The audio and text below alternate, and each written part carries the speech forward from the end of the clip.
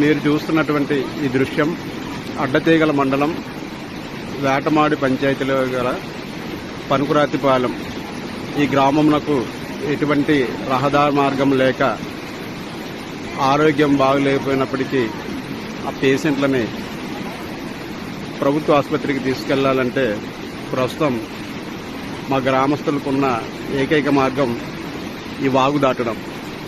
ఈ సమస్యపై ప్రభుత్వ అధికారులకు, జిల్లా కలెక్టర్ వారికి, అలాగే ఐటీడీఏ ప్రాజెక్ట్ అధికారి వారికి, ప్రస్తుత శాసనసభ్యుల వారికి, అలాగే గతంలో పనిచేసిన శాసనసభ్యులు, ఐటీడీఏ పీఓ, కలెక్టర్స్ అందరికీ పలుమార్లు విజ్ఞప్తి చేస్తున్నప్పటికీ మా గ్రామమునకు ఇప్పటి వరకు ఎటువంటి చర్యలు చేపట్టలేదు.